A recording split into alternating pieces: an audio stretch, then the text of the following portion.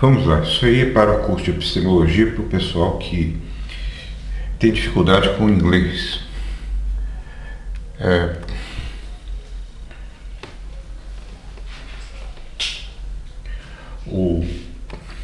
A dicotomia entre externalismo e internalismo em epistemologia. Assim como existem conceitos sujos, existem dicotomias, distinções sujas,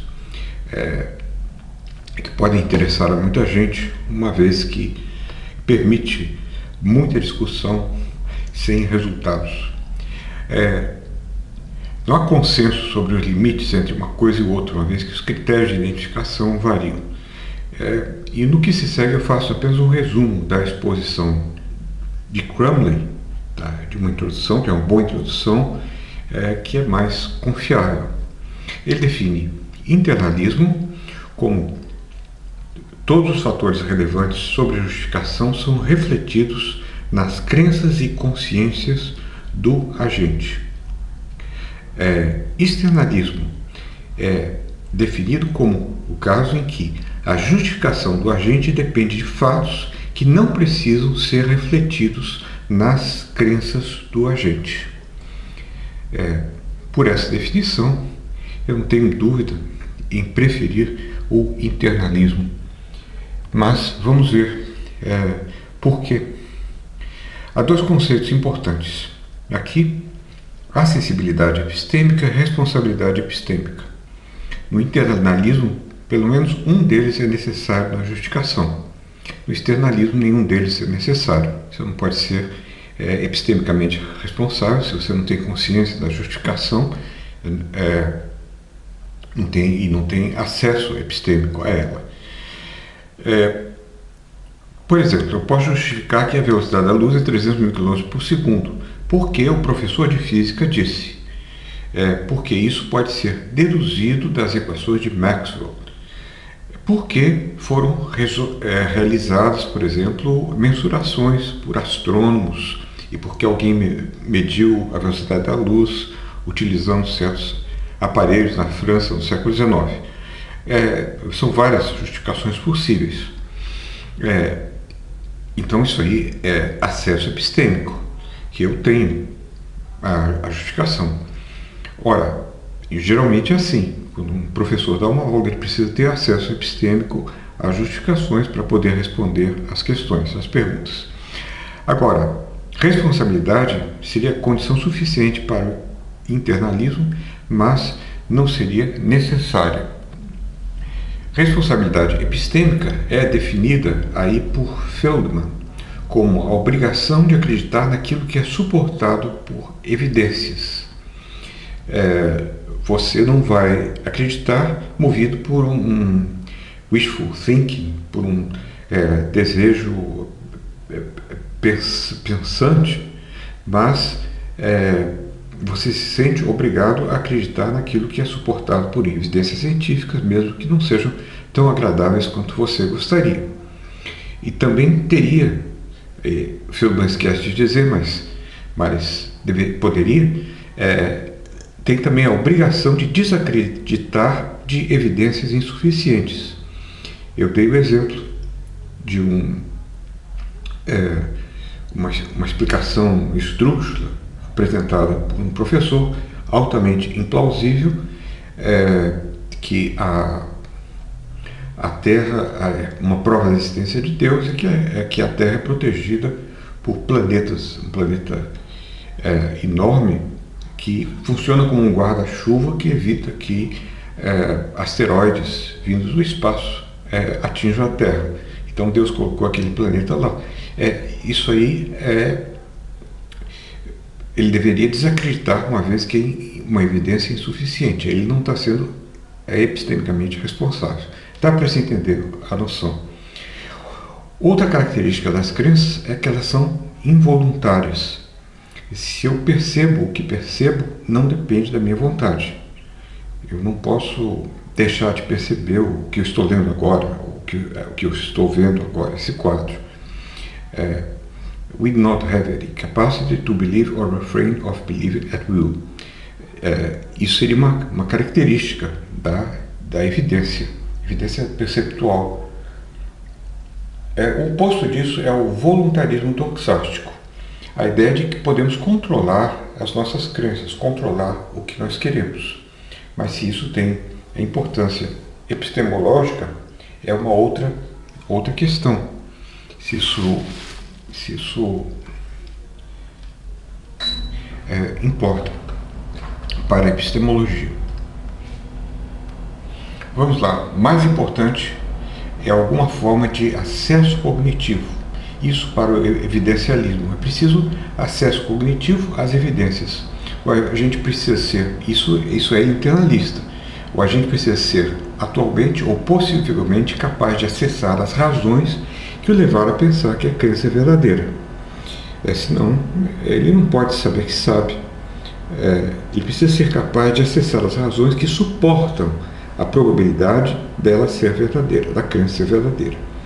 Ou, ainda, precisa, em condições apropriadas, tornar-se consciente das razões que suportam a sua crença. Isso parece forte demais.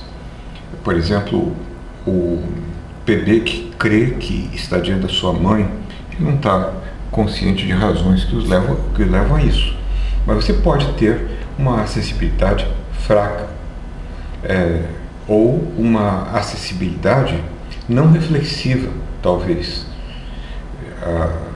O bebê sabe que é a sua mãe e tem uma justificação. Ele está percebendo a sua mãe.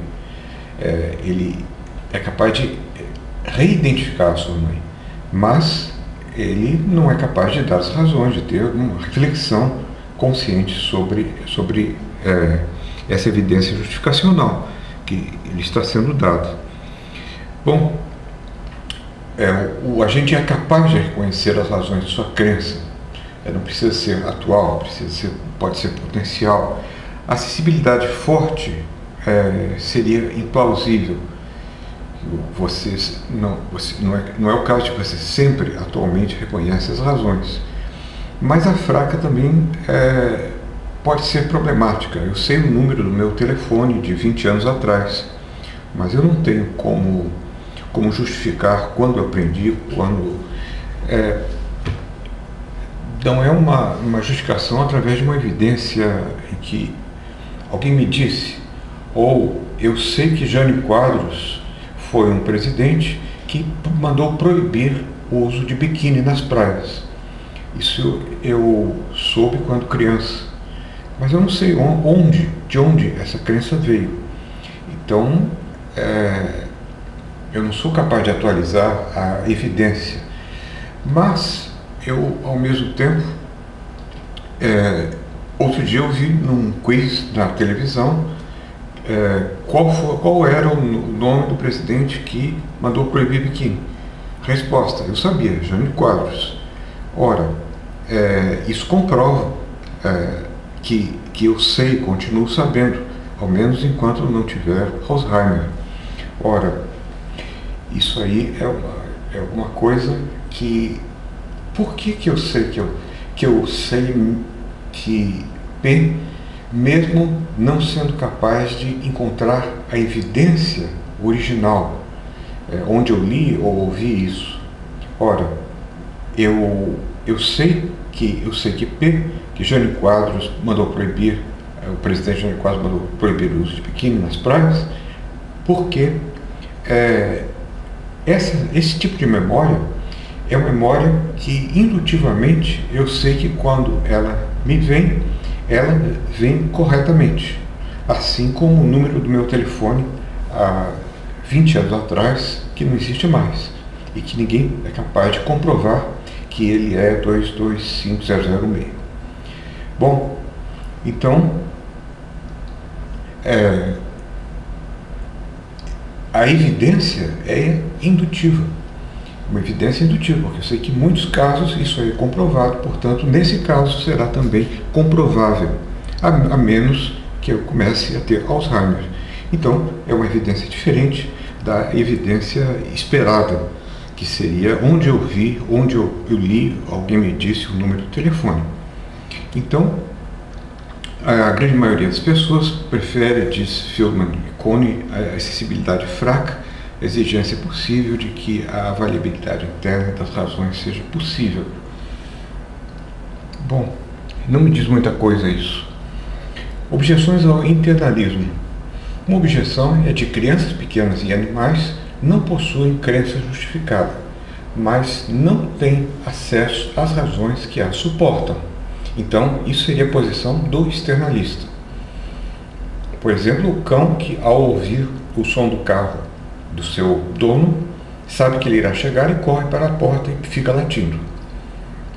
Ou então, a criança que sorri na presença dos seus pais, porque os reconhece, mas eles não são capazes de encontrar por si mesmos as justificações, as evidências justificacionais para as suas reações ou para as suas crenças. O cão crê que o seu dono irá chegar, a criança crê que está diante dos seus pais.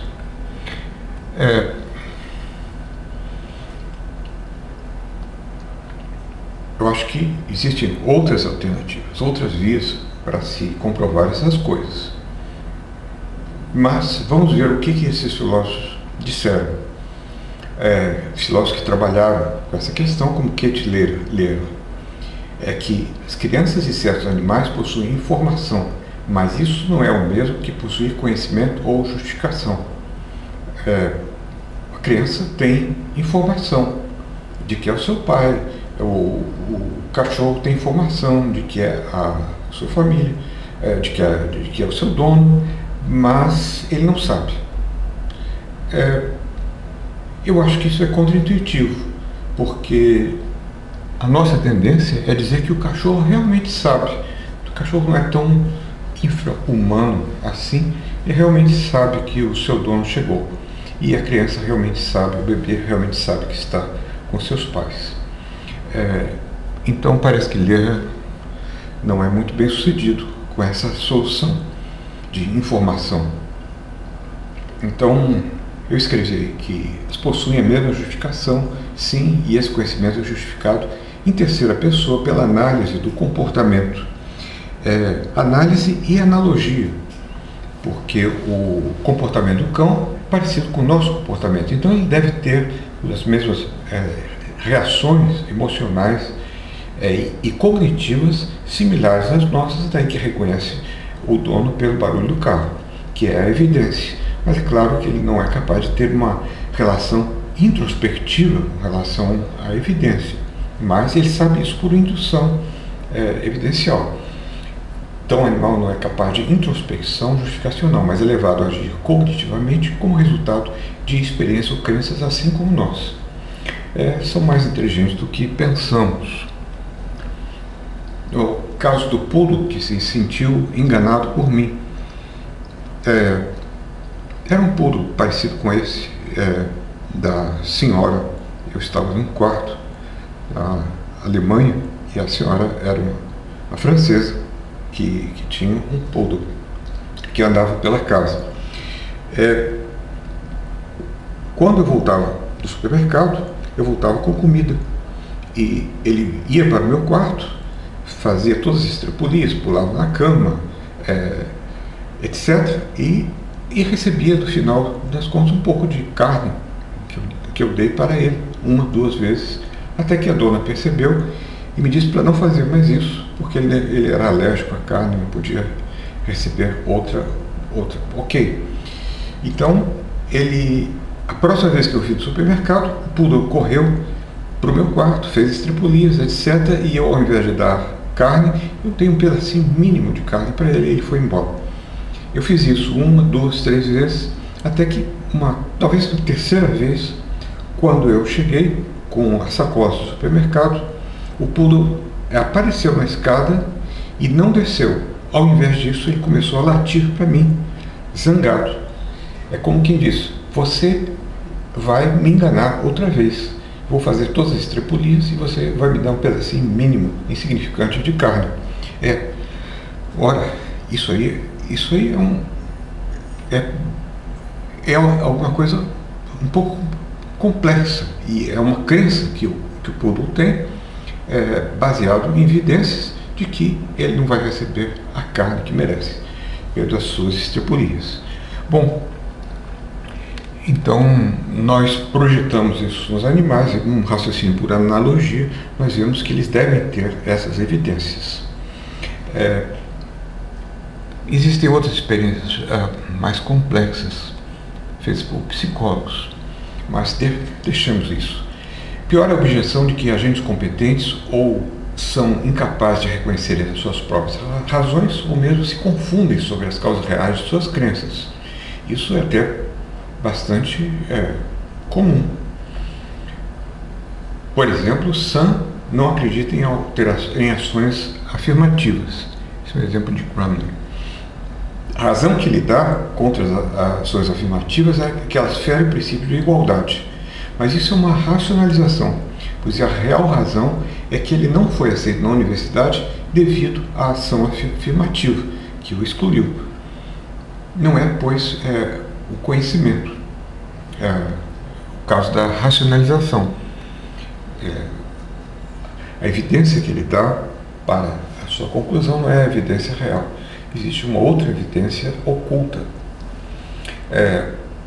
Outro caso é Sarah acredita em certo teorema, mas não se recorda de como ela o deduziu, mas acredita na sua memória que ela o provou.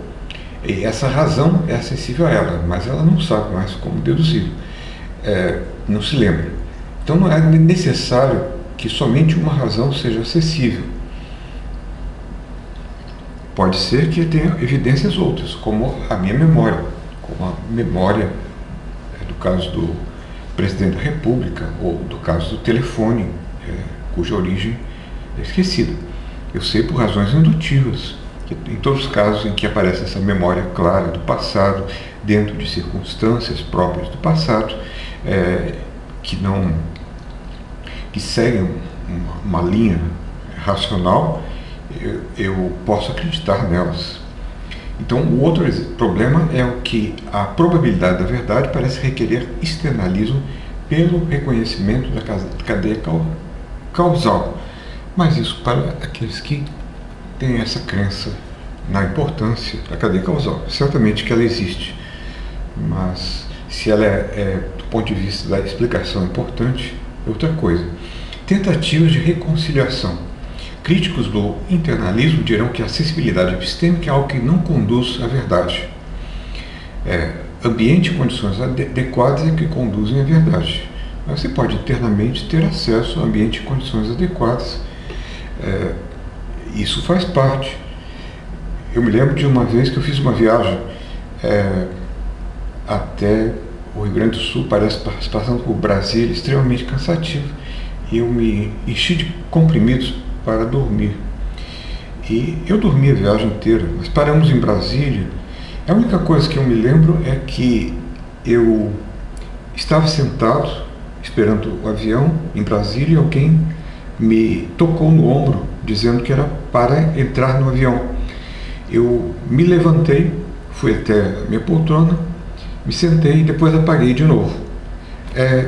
Mas esse fato de eu não conseguir conectar essa única lembrança que eu tenho da viagem com os outros acontecimentos faz com que seja algo meio vago. Poderia ser como um sonho de que eu fui acordado e depois fui até o avião, entrei no avião e me sentei.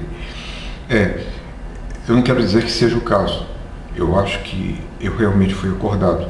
Mas eu quero dizer que a conexão com os outros eventos, conexão razoável com outros eventos do passado, nos permite ter confiança em uma evidência ou em uma lembrança que deve repousar em uma evidência esquecida. Alston tentou reconciliar internalismo e externalismo através de seu externalismo internalista. É um artigo de Alston chamado Internalist Externalism. Embora a teoria de Alston seja externalista, ela possui um elemento internalista. Eu não acredito nisso, mas vamos lá. Crenças justificadas são baseadas em fundamentos ou razões, grounds. Alston sugeriu duas coisas para explicar esse embasamento. Primeiro, que uma crença é baseada em fundamentos se ela é causalmente dependente dos fundamentos. E uma crença é baseada em fundamentos se ela é de algum modo guiada pelos fundamentos. Parece que no caso de que eu tenho uma lembrança de infância, coisa assim, ou de que eu me lembro de ter deixado o meu carro na garagem, essas coisas acontecem. Mas eu não sei no caso de uma indução de um número de telefone como sendo certo, porque outros números, outras lembranças semelhantes foram verificadas interpessoalmente. E, portanto, eu creio na minha memória, por exemplo, de fatos históricos, de que em 1500 Cabral descobriu o Brasil, etc. Eu não sei quando, quem me informou isso quando eu era criança. Para Alston, uma crença é baseada em fundamento, ground, somente se é formada e guiada por ele. Exemplo vermelho e a redondidade da maçã são traços que guiam a crença e esses traços variam de caso para caso. Esses traços devem ser relevantes para a crença. Em certos casos, sim. Mas será que em todos? Como os fundamentos são internos, a teoria de Alston é internalista. Mais ainda, ele acha que a crença é justificada somente quando seu fundamento é acessível ao agente. Precisa haver uma acessibilidade. Ele não prova a necessidade dessa acessibilidade, que se o fundamento for considerado, digamos, a memória da professora que me ensinou que Pedro Álvares Cabral descobriu o Brasil em 1500, então isso é uma bobagem. Mas ele demonstra a sua importância. Será que demonstra? É assim que avaliamos o conhecimento de um professor de matemática, por exemplo. Sim, esse é o caso central, digamos, de conhecimento justificado. Mas existem casos limítrofes, como o caso em que eu me recordo o número de meu telefone, ou conhecimentos históricos, etc., que não são tão incomuns assim. Então nós consideramos as justificações, as provas que ele apresenta. E assim também em outras circunstâncias. É a prática de avaliar razões, diz ele, que faz com que nos interessemos pela justificação. Geralmente a crença perceptual é fundamento confiável para outras crenças, inclusive no testemunho. Eu sei porque eu vi. É o caso mais direto. O aspecto internalista da teoria da justificação de Alston está no apelo à nossa prática de citar razões. Ok, mas há um lado externalista da teoria. Ele acha que o fundamento ou razão precisa ser adequado no sentido de que a crença é provavelmente verdadeira em virtude do fundamento. Embora a razão ou fundamento ground seja acessível, a adequação da razão muitas vezes não é acessível. Digamos, você precisa de alguma coisa externa, real e não interna, que seja a maçã real, mas mas isso é assumido por qualquer internalismo que vale a pena. Nós precisamos não somente reconhecer a razão, mas sermos capazes de mostrar que a razão é a razão da verdade, da crença que ela justifica. Ele acha que o agente muitas vezes não possui suficiente sofisticação cognitiva para saber que a razão é adequada. Mesmo assim, ela é adequada, e ela é adequada por razões externas. Isso lembra o confiabilismo. Mas, não somente isso, o fato de que uma evidência, mesmo você admitindo que a evidência seja interna, a minha lembrança de que eu deixei o carro na garagem, o carro, portanto, está lá. O carro está na universidade, porque eu me lembro de tê-lo deixado há uma hora atrás. Isso aí, claro que isso só vale se o carro tiver sido realmente deixado. É que isso tornará verdadeira a minha justificação num sentido intersubjetivo. Mas será que ele não está confundindo com o caso da verdade? Não, me parece que a justificação precisa se basear numa evidência provável. Provável, de acordo, digamos, é muito provável que o meu carro esteja na garagem ainda. Outro problema é que muitos de nós somos incapazes de mostrar que a razão que damos é condutora da verdade. Exemplo, não acumulamos suficiente percepção para uma indução cogente. Em suma, para ele a adequação das razões é um traço externalista ineliminável da justificação. Pode ser, talvez de uma forma secundária. Isso significa que, como o principal da justificação é a conexão com a verdade, o aspecto externalista é necessário. Mas eu não sei por que isso precisa ser... qualquer internalista razoável dirá que a evidência precisa ser provável. Provável porque há uma realidade externa, por causa da percepção, que a prova, que a verifica. Mas será que isso é parte da evidência? Bom, ou existe algo mais que Alston está apontando e que é importante para a justificação? Não creio, mas vamos lá. Alston nega que uma teoria da justificação possa ser completamente internalista, uma vez que ele pensa que nós geralmente não temos acesso à adequação das razões de nossas crenças. Ainda o perspectivismo da virtude de Ernst Souza, que é outra tentativa de reconciliação de externalismo com internalismo. Se você for considerar externalismo aquilo que a admissão de que a evidência interna tem alguma coisa a ver com o mundo externo, por exemplo, na percepção, isto é, nos probabiliza altamente a existência da maçã real, além da minha memória de que eu vi a maçã, ou dos meus preceptos. Então não há como discordar que o externalismo tem razão, mas os externalistas querem mais do que isso. Então, esse filósofo acha que essa é uma outra teoria, que o internalista leva em conta o aspecto cognitivo, enquanto que o externalista leva em conta a crença verdadeira. E ele tenta, então, reconciliar ambos os aspectos, distinguindo a justificação de uma crença de sua pertinência e distinguindo também entre conhecimento animal e conhecimento reflexivo. Mesmo que eles estejam errados, eles estão introduzindo ideias que podem ser úteis. Então, o Souza é uma espécie de epistemologista da virtude. Segundo a epistemologia da virtude, a crença virtual justificada como exemplo de conhecimento é uma virtude intelectual. Nada contrário a isso. A virtude é a excelência ao realizar uma ação.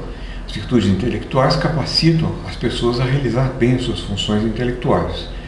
O objetivo de nossas capacidades intelectuais é obter crenças verdadeiras, que são as crenças boas. Através dessas virtudes, não tanto fazemos a coisa certa, mas acreditamos na coisa certa. Certo? Segundo Souza, o importante é que a pessoa tenha a capacidade produtora da verdade. Assim, a visão é apta ao mesmo em nosso mundo, não no mundo do cérebro na Cuba, mas isso dependerá do ambiente. A aptidão é uma propriedade externa das crenças resultantes da conexão entre a crença e o ambiente, o que significa a admissão de um externalismo. Ok. B. Mas o internalismo também tem o seu papel em conexão com a virtude. Por exemplo, coerência é importante para a virtude intelectual e é interna. Coerência da sua crença que você está postando com relação a outras do seu sistema de crenças. Além disso, nós temos indução, dedução, introspecção, que nos auxiliam a chegar à verdade. Mas tudo isso é interno. São os elementos internos. O que é o conhecimento animal? o conhecimento é automático. Por exemplo, eu pego o saleiro sem pensar. Conhecimento, eu sei que é um saleiro. Conhecimento reflexivo, diferentemente, ele requer o reconhecimento da fonte da crença e suas conexões com outras crenças. Por exemplo, me recordo de ter deixado o carro estacionado no parque. Uma pessoa é intelectualmente virtuosa se ela é consciente de que isso é uma virtude, o conhecimento. Então, no caso do conhecimento animal, não há lugar para conhecimento como virtude intelectual. Por exemplo, Júnior tem 2 anos de idade, ele vê uma maçã, pega a maçã e come. Mas Júnior mal sabe o que é uma maçã, mas ele tem conhecimento animal ainda do objeto. Ele não é capaz de apreciar a fonte da sua crença, mas ele é apto e a sua crença é apropriada dado o ambiente, que se trata de uma maçã. Então, o conhecimento animal não tem virtude. Agora considere o pai dele, Sam, que vê a maçã e a reconhece. Ele diz a Sara, sua esposa, que o bebê está comendo a maçã. Ele tem um conhecimento reflexivo que possui um componente internalista. A crença de Sam não só é apta, mas também justificada. Bom, nesse caso, o conhecimento do Júnior seria um conhecimento externalista, mas ele não tem uma evidência interna. O conhecimento reflexivo possui, portanto, um componente internalista, uma vez que para Souza a justificação é internalista. Mas o essencial é ser apto, pois a justificação só faz sentido se contribuir para a aptidão de produzir a crença verdadeira. Embora o ser apto seja fundamental, a reflexão é o nosso melhor procedimento intelectual. Certamente. Resumindo, Souza acha que o externalismo e o internalismo possuem algo em comum, que é a acessibilidade cognitiva.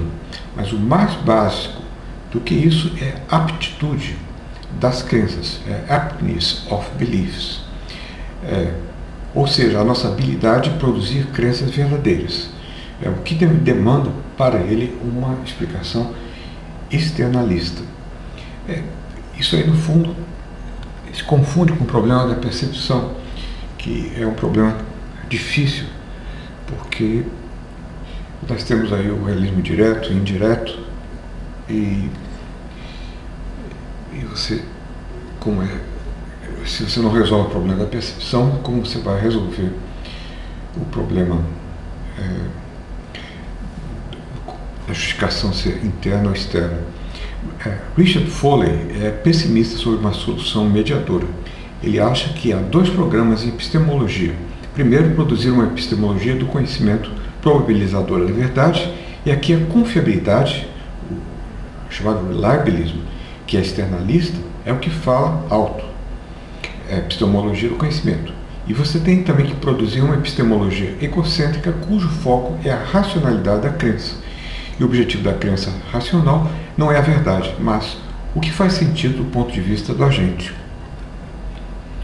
Não há como unificar a racionalidade interna com justificação da crença para esse filósofo. Ou seja, uma coisa é a nossa conexão com o mundo satisfazendo conexões externas, com foco no conhecimento. Outra coisa é o sentido de nossas crenças no sistema, foco na justificação coerentista. Então, o externalista é mais ambicioso, ele está disposto a abraçar o projeto de externalizar a epistemologia em medo de naturalizar a epistemologia. Se ele não está indo longe demais. Bom, são ideias jogadas aí, que seria bom que vocês lessem os artigos e para chegar às próprias conclusões.